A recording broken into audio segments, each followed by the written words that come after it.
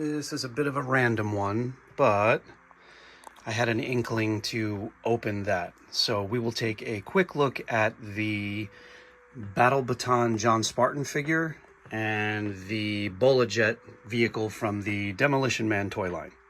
I don't really think Demolition Man is anybody's favorite film, but as the years pass, I have a growing nostalgia for it because, in my opinion, it's one of the last pure, authentic examples of the kind of action movie that, you know, I was practically raised on.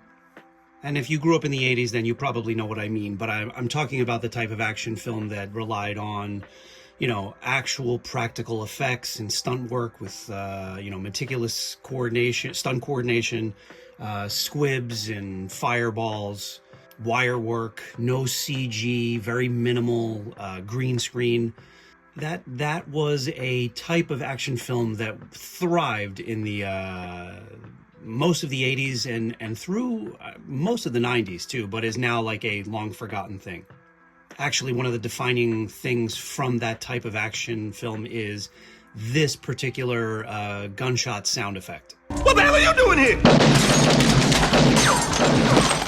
When I hear that, I immediately think of these kind of action movies from my middle school years through high school. Beyond that, I don't have any like supercharged interest in this toy line. For one reason is because it's not exactly a celebrated one. And the toys aren't anything special.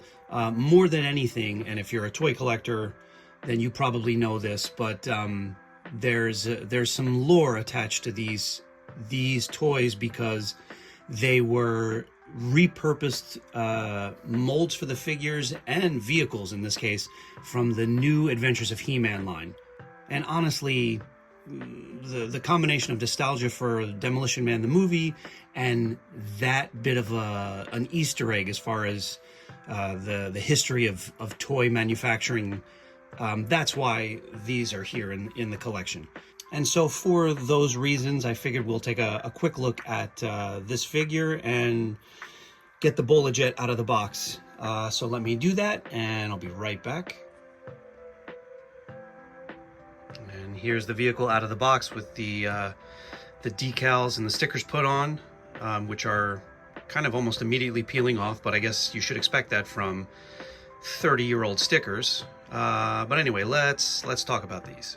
So my first impression of this vehicle is a favorable one, because it just kind of looks like something that would fit right into the film.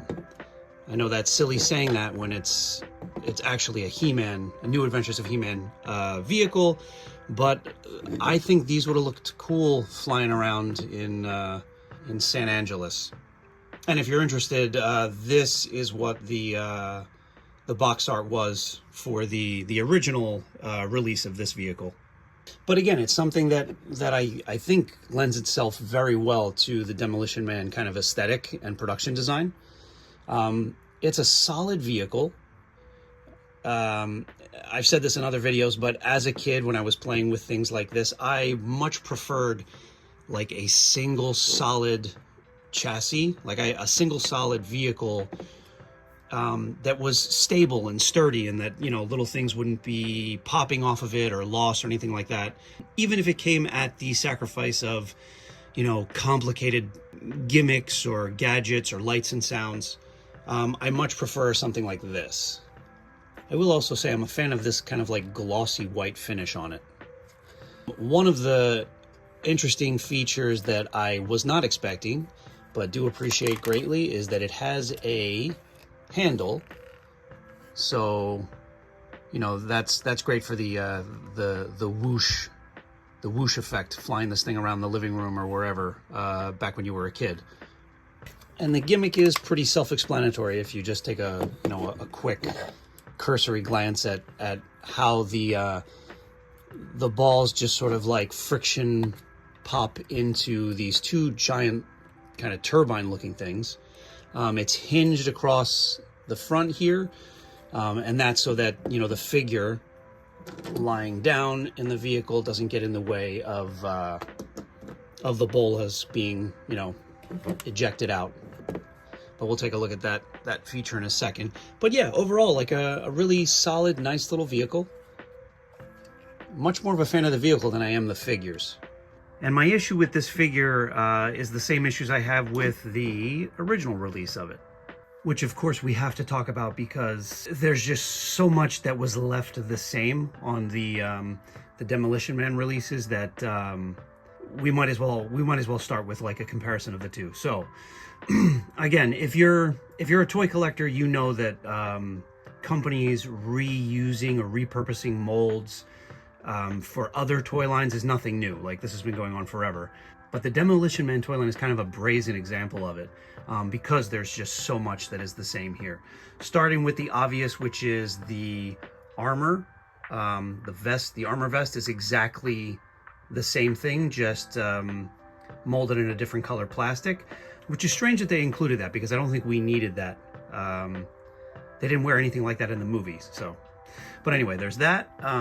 As you can see, the arm kind of gauntlets are exactly the same, just different colors. They even have the same belt buckle, which is sort of like I think it's like a mesh of an H and an M for He-Man, but I guess, so it's just incredibly lazy to have left that on this figure. Different head sculpts, but I do think the sculpt for Stallone is pretty sufficient. The New Adventures of He-Man figure had this waist swivel attached to the arm gimmick, so when he twists, I guess he's slashing with a sword. That has been removed from the Demolition Man figure, but that's not a knock against this as far as I'm concerned. I hate gimmicks. The biggest issue with both of these figures for me is the construction of the leg. The upper leg is attached to the lower leg with the tiniest, littlest piece of plastic that does allow for a swivel and a pivot, but it is so small, I can't imagine that New Adventures of He-Man or Demolition Man figures, you know, keeping their legs intact with moderate play wear. Like, I have a feeling these broke off all the time. And the other issue with that is that it makes them really difficult to stand or hold any pose other than, you know, standing straight up if you can get them to stand. Oh, which I just did pretty well. But that engineering choice for these figures is one that I am not a fan of. As a kid, I would have wanted my toys to be sort of sturdy and stable and be able to hold up to play, and I don't think either New Adventures of He-Man figures or Demolition Man figures did so. But anyway, there are a few positives with this guy. One, the Stallone head sculpt, which I do like. And he did come with, stand up, see what I mean? He did come with two accessories, both of which are pretty cool. This is called the stun baton, which I think is supposed to be those little whirly sounding sticks that they used to sort of tase people with in the movie. But it's just a basic spring-loaded gimmick on this. You can just, you know, that's the toy version of stunning somebody. And then the other accessory that came with him is actually a really fun little kind of gag inclusion, which is this little thing, which is supposed to be the morality boxes that were all over San Angeles in the movie, and I guess they held them too. This is the little thing that would print out a little ticket and fine you if you used harsh or profane language. And as you can see, he fits pretty well in lying in prone on these on the Bolajet, on these vehicles. I can imagine that being fun. You would pull back on this tab that locks into place, and it works like a charm. And that is just a quick look at the Battle Baton John Spartan figure and the Bolajet vehicle from the Demolition Man toy line.